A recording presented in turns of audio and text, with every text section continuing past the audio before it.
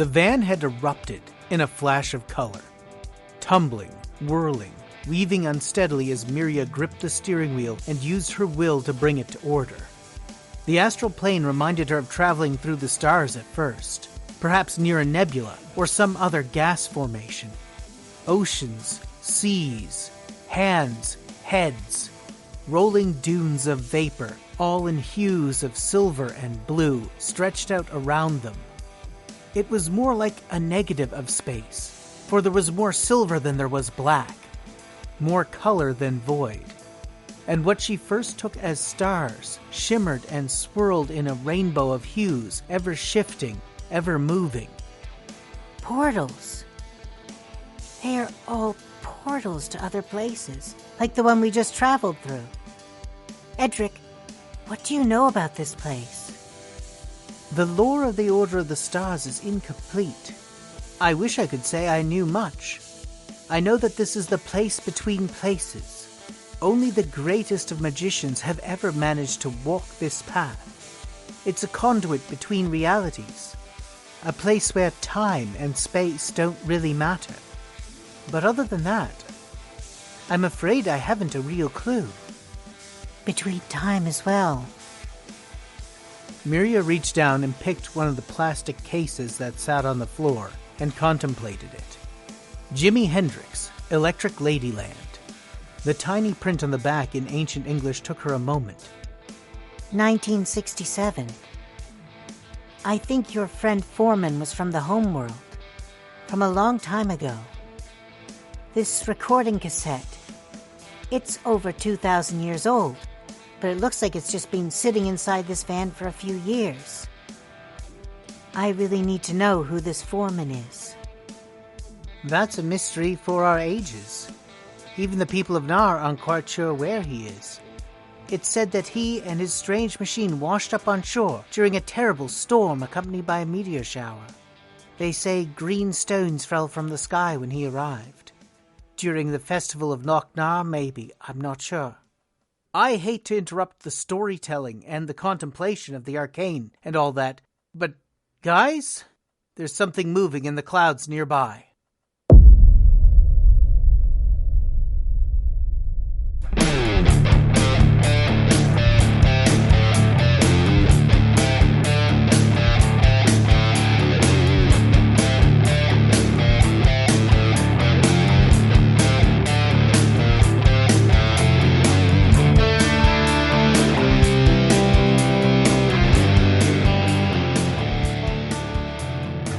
Welcome to Swords Against Madness, an experiment in gonzo storytelling and solo roleplay. I'm playing a solo game of swords and wizardry, amplified by other classic role-playing games like Traveller, and accompanied by solo role-playing tools like the Mythic Game Master emulator.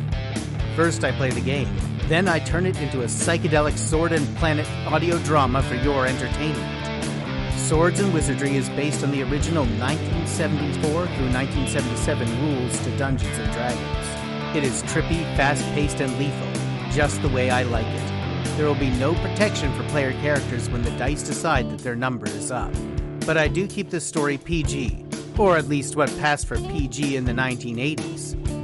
If you didn't see it in Temple of Doom, Goonies, or Gremlins, you won't hear about it here. So reload that three-bladed sword. Get comfortable in your studded leather kirtle or your chainmail bikini. Fire up the wizard band. It's time to get weird.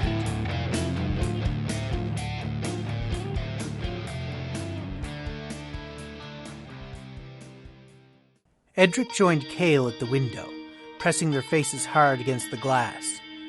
They were shadows at first, huge shadows.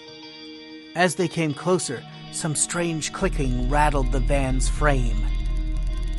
Heavy subsonic vibrations caused the windshield to ring. And then they emerged, massive, strange, and beautiful. A pod of beings shaped and easily as large as sperm whales soared overhead, trailing spirals of silver thought stuff from the clouds on their gently rolling flukes. As they watched the beings overhead, Miria could swear one of the lead ones had an open mouth, in which it held some kind of crystal sphere or bubble. Was she seeing things?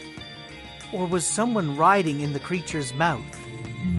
The squid contracted in horror, stuffing itself beneath Edryk's seat. One of the great beasts rolled on its side, passing perilously close to the van. They could feel its wake make the vehicle shudder, as one of its huge eyes briefly scanned them as it passed by the windshield.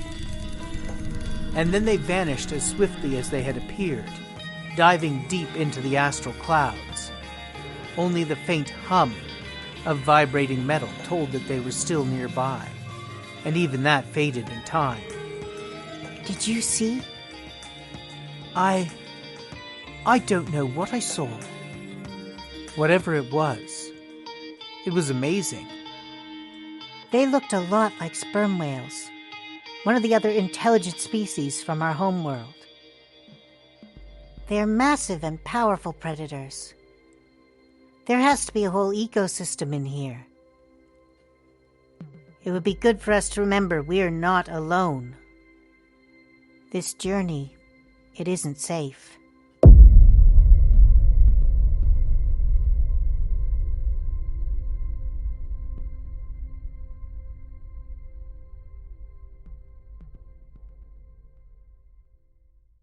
Okay, welcome to the Astral Plane. Almost any D&D campaign I've run or played in that has managed to get past about 7th or 8th level starts to take player characters off-world into strange new frontiers. In fact, some of the best campaigns I have ever run started in on the planes early, and so I have a lot of experience running them. I'm going to handle Miria's psychedelic journey across reality, using a fusion of the rules from Advanced Dungeons & Dragons 1st Edition and Dungeons & Dragons 3rd Edition.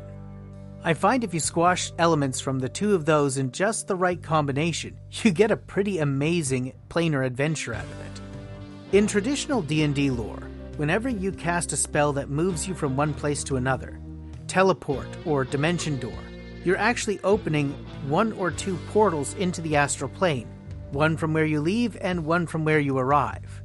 But you are pulled through them at such incredible speed, you don't even catch a glimpse of the astral plane. Actually traveling on the astral plane, that's a trickier business. And characters can't just voluntarily go there, often until they're somewhere around 11th or 13th level. When you are on the astral plane, time stands still. You don't get hungry, and you don't age. And my players have a long tradition of taking advantage of this, retreating to the astral plane once they have the means, in order to do things like craft magic items, so that the campaign world doesn't change when they take their downtime. But if you're going to be spending any time on there, you're going to very quickly learn that it is not a safe place. There are creatures roaming the astral plane that love to feed on foolish wizards who spend an inordinate amount of time there. Unfortunately, I can't use the most popular of these creatures because they are product identity, and I don't want to step on Wizards of the Coast's toes. But if you play Baldur's Gate 3, you know exactly which race I mean. I am going to handle travel on the astral plane exactly as it's handled in Advanced Dungeons & Dragons, as I will with any plane that is timeless. Any time you travel the astral plane, you roll 3 times on a d20, representing the beginning, middle, and end of the adventure. There's only a 1 in 20 chance of an encounter, but you are taking your life into your hands every time you cross the plane. The original AD&D Astral Encounters table is no joke. It contains some of the biggest, meanest, and most frightening monsters that Dungeons & Dragons has ever put forward. Gorgamiras come to mind almost immediately as something you do not want to encounter on this table. And of course, later editions of D&D piled on more and more horrors into the astral plane. From the humble yet extraordinarily deadly Thought Eater, to the truly nightmarish Astral Dreadnought and Astral Kraken. And you know what? I'm just going to roll with it. Now, when I'm on a plane with no gravity, like the astral plane or limbo, I'm going to handle it using the rules from 3rd edition. In D&D 3rd edition, people fall in whatever direction they tell themselves gravity is. You can begin accelerating or decelerating with a successful wisdom check. adding about 50 feet per round to your speed until you reach a max speed of 500 feet per round. You slow down at the same rate, and I've lost at least one character who suddenly became unfocused and couldn't stop himself when he was presented with an obstacle, which caused him to take 20d6 fall damage. I'm also going to lean very heavily on the Mythic Game Master emulator for adding some extra excitement.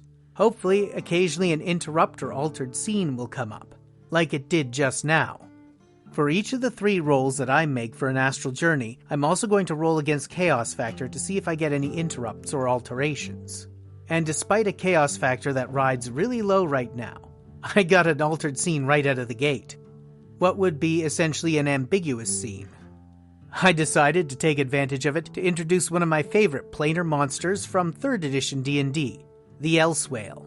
These creatures can travel every plane of existence, plane shifting at will, and can create a bubble of safety in their mouth.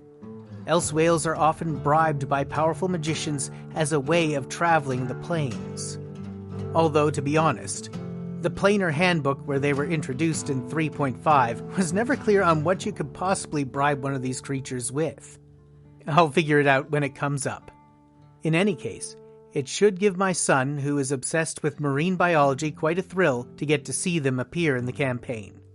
Once I've exited the Astral Plane, I will arrive at 5d100 miles from the next portal I need to go through to reach things the quickest possible way, which is consistent with how plane shift worked in later editions of D&D. Now, I didn't want to use either the original AD&D planar cosmology or the Great Wheel from Planescape, so I actually sat down and I created myself a set of 20 outer planes of existence, complete with a few unique monsters and random encounters. I'll be posting the tables on the website, and the monster stats as they come up. Hopefully sometime in the near future I will be able to make complete notes on every plane, complete with strange effects and the quirks of traveling there. When I do, I'll put it up as a pay-what-you-want title on DriveThruRPG, so you can grab it and use it in your own campaign for planar travel if you so desire. But that's enough talk for now. Let's get back to the story. So you want to play tonight? No group, no problem. This is Solo Quest Party of 1. I'm Vince. Here, you learn solo RPGs by watching them work. One character, a few dice, and a clear plan. I show you fast tools that keep the scenes moving, oracles, yes or no calls, random events, and clean logs. You see every roll, every choice, and how I rule at the table. We run short tests and full campaigns. Basic Fantasy 4e, Mythic Emulator, one-page emulator, and more. I share house rules that cut setup time. I use simple sheets you can copy and play. Each episode gives you something concrete, a scene list, a quick rule, or a table ruling that you can use. You watch how I frame scenes, track goals, and push risks. You see how to end a session on a hook, then pick up strong next time. Want to start fast? Look at all the things I've been doing. Check it out for inspiration. Pick a character concept, record, roll, and go. Subscribe here on the YouTube channel or on Spotify or on Apple Podcasts, wherever you find this available. And join me for every session. Solo roleplay is simple. You can do this, so let's roll dice together.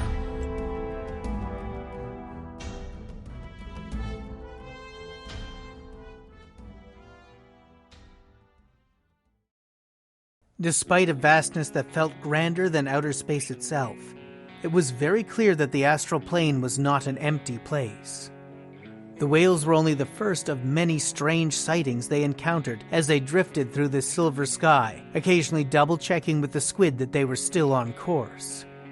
At one point they passed by a debris field drifting in space. As they got closer to it, they saw it was not just random debris floating weightlessly, but rather body parts, a vast stone colossus of unbelievable size, broken up into fragments. Whatever it was too lifelike to have been carved by mortal hands. At least that's what Kale thought. It was on the side of that head they saw their first signs of habitation. A rickety, neglected wooden dock had been lashed around the ear, and near the temple there was a hole bored in the side of the head, looking remarkably like the entrance to a mine. They didn't dare go too close, but even at a distance they saw something glimmering like a vast cluster of blue and yellow amber inside the skull. a brain long turned to valuable crystal. At another point, they passed by what appeared to be a floating island well off in the distance. The island had grass, cypress trees, and patches of gardens, all surrounding a strange pagoda. Even from what seemed like miles off, they could hear strange, wordless, throaty chanting coming from within. The song seemed to follow them, and they had to double-check that the island was not. After that, they were glad for the 8 tracks laying around the van, as Miria educated herself on how to play the ancient music contained thereon. The Doors, The Who, Hendrix, Emerson, Lake and Palmer, Jethro Tull. The music was strange, to Kale and Edryk, completely alien, although all of them came to enjoy it after time. And as they found they did not grow hungry or tired, it was only the cycle of the songs that gave them any sense that there was time at all in this place. The music made the journey easier, more comfortable, less terrifying, perhaps. And it was through the second round of the perplexing thick as a brick that Kale, stretched out on one of the back couches, looked out and saw something else moving through the clouds. It was a sleek, angular shape, long wings or fins or flippers, and shimmering lights along its side. Something that slithered along the edge of memory, but he couldn't put his finger on what. And then it was gone. But it took some time for his flesh to stop crawling.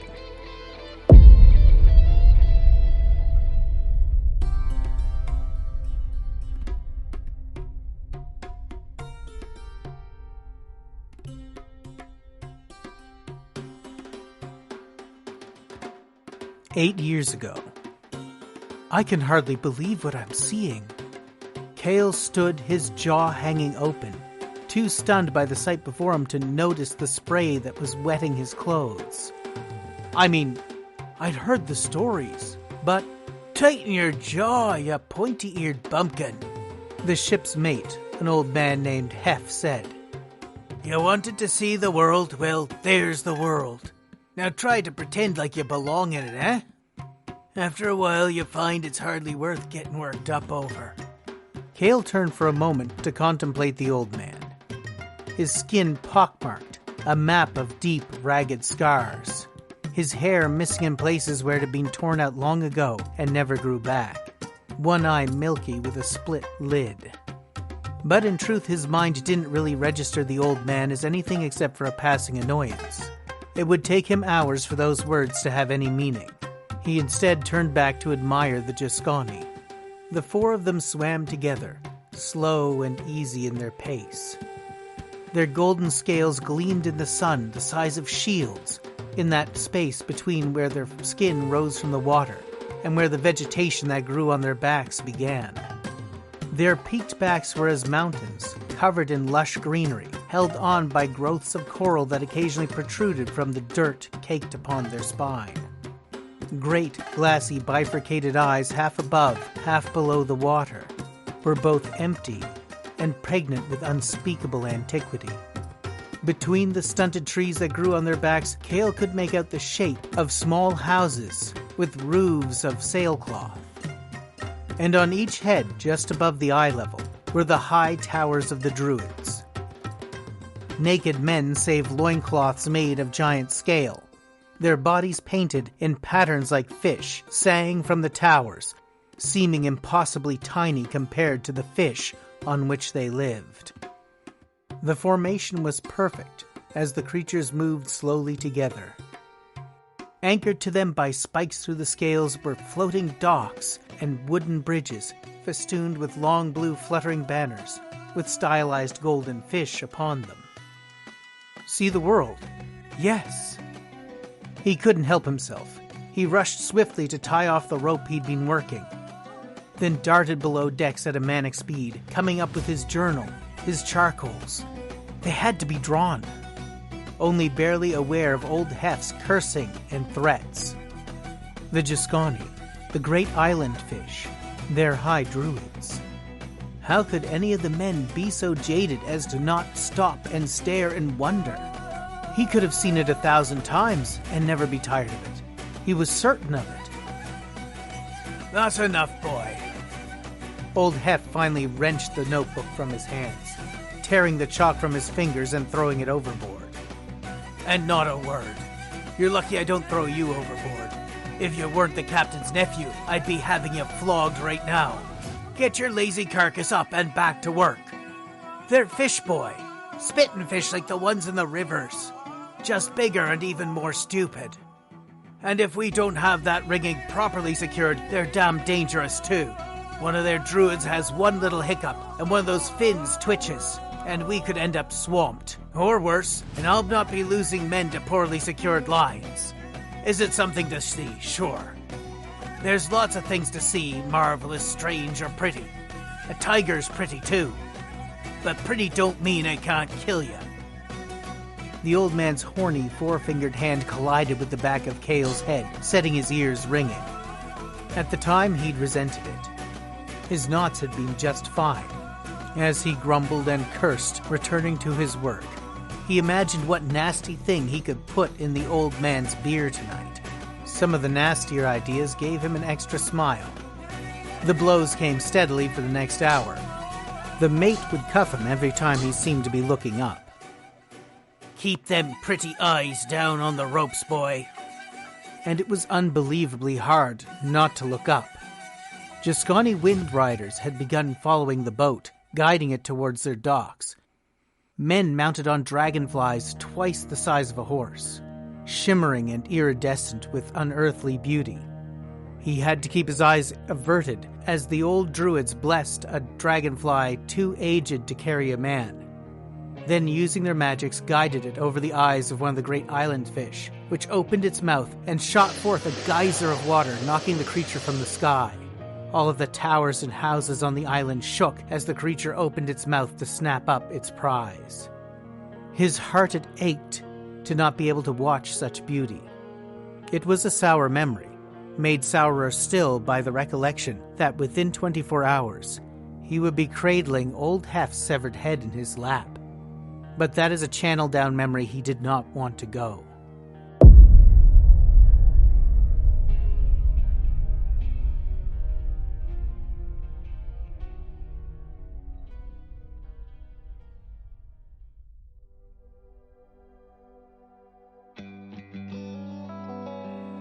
Kale woke from his reverie with a start.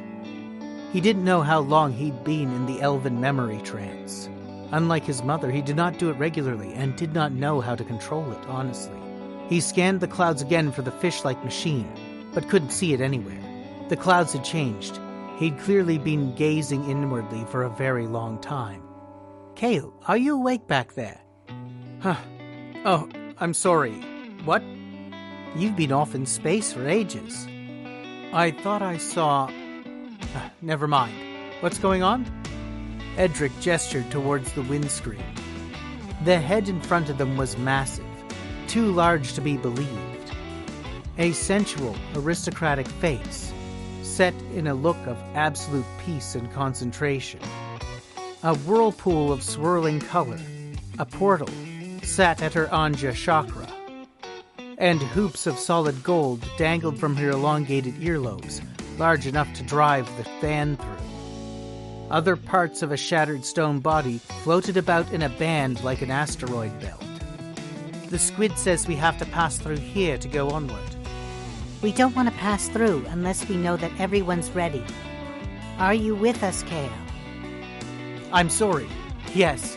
I wish I had a moment to sketch this out. Carefully, Miria rolled down the window and leaned out. Aiming her left arm towards the vast head, she made a hand gesture, and her gauntlet made a strange sound. She rolled the window back up, then twisted so that she could show him her left arm. On the tiny screen on the top of the gauntlet, he could see an image of the head. There, I've got a reference.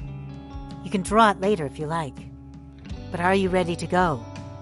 The all-knowing tells me that this is a doorway to some place called Amber, and that it's nothing like anything we've ever seen before. We want to make sure everyone is prepared. I'm all right. I thought I saw something for a moment there that conjured up an old memory. I'm not a pure-blooded elf. I don't need the memory trance, but sometimes I just kind of slip into it. Are you tired? Do you need to rest first? No, I'm ready. Miria gently pushed the accelerator, and the van again began to hurtle towards the great, pristine, Buddha-like face. As they got closer, she could swear she saw light beneath the eyelashes, as if great, luminous eyes were opening. Hold on. And then the chakra opened, a blossom of brilliant, scintillating rainbow colors. And the van dove in. There was another explosion, a tunnel of strange, radiant light. The sickening sense of gravity reasserting itself that only Miria had ever had before. And then a jarring lurch as the van touched down on a solid surface. And they found themselves someplace new and equally alien.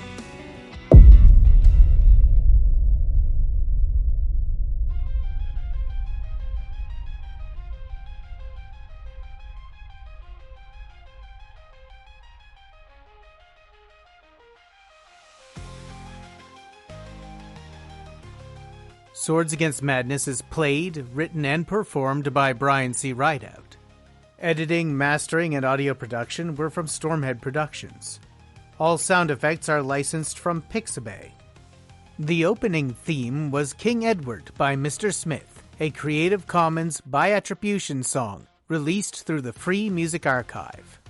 This episode featured Opus 7, Pop Rock Metal by Christian D., Psychedelic Atmospheric Guitar by Sonican, Dark Ambiental Experiments by Natarajan Connection, Western Dual Rock by Abydos Music, Outlaws Reckoning by Mood Mode, The Collapse by Alexander Nakarada, Awesome Pink Floydish Guitar by Pala 1958, Saffron Skies and the Sands of Alba by Lumine Wave, Culprit Massacre by Alexander Nakarada, Crystal by Tyler Gill, and Acid Core by Jumping Bunny, all courtesy of Pixabay. I also love hearing from you all. Don't be a stranger. Feel free to contact me on X at SwordsVMadness or SwordsVMadness at StormheadProductions.ca if you want to email me. You can also find me on the Stormhead Productions channel on YouTube. If you want to support the show, please rate, review, like, and share with your friends. Or if you want to see just how weird I can get, check out my imprint, Death Trap Games. I have different games on DriveThruRPG and itch.io. I just released Undeadwood Weird West role-playing game, which is, to my mind, one of my best creations ever. And you can look forward to some bonus episodes in the near future, where I play Undeadwood Weird West RPG for you here on Swords Against Madness. And as always, play hard, roll high, and think weird.